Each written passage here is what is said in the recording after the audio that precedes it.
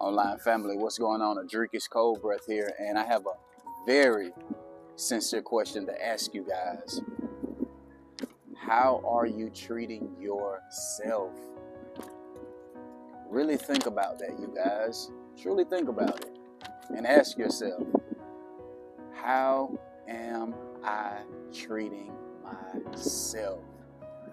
With so much going on in the world, with so many catastrophes, with so many distractions, with so much unfortunate situations, with so much accessibility to things that could devalue us as humans, it stands to reason that the question, how am I treating myself, is so vital, you guys. And I want to read something from the book, The Power of the Subconscious Mind by Dr. Joseph Murphy. This is another one that I added to my library. And I wanted to read something real quick, you guys. It says, what someone else says cannot really annoy or irritate you unless you permit it to disturb you. The only path by which another person can upset you is through your own thought. If you get angry, you have to go through 4 stages in your mind. You begin to think about what was said. You decide to get angry and generate an emotion of rage. Let me say that again. You begin to think about what was said. You decide to get angry and generate an emotion of rage. Follow me, you guys.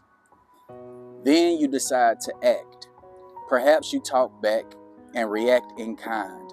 As you see, the thought, emotion, reaction, and action all take place in your own mind. What does it mean to be emotionally mature? It means that you move beyond the natural but childish tendency to respond negatively to the criticism and resentment of others. Follow me, you guys. No one likes to be criticized or belittled. However, we have the ability to choose how to react when it happens. The mature choice is to refrain from responding in a similarly negative way. I'm going to say that again. The mature choice is to refrain from responding in a similarly negative way. So that was so good on so many levels, but it talks about being altered by basically the opinions of other people. Let me tell you guys something. Emotions are very, very, very vital. Very vital. Let's take the word emotion. Let's take the word emotion, right? The base word in the word emotion is motion. Really get this, you guys. Please get this. The key word in the word emotion is the word motion.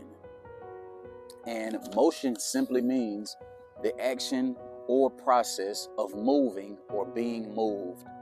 I'm going to say that again. The word motion means the action or process of being moved or moving.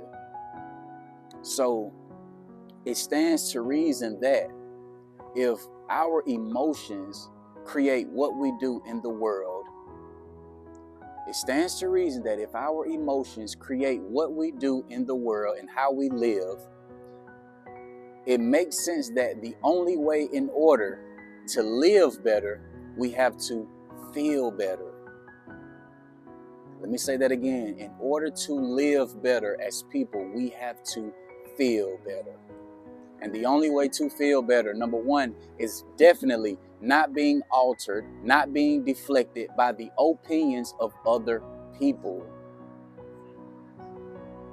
The only way to live better is not being altered and deflected by the opinions of other people. And so many people in the world, so many people in the world are altered on a day-to-day basis by the opinions of other people.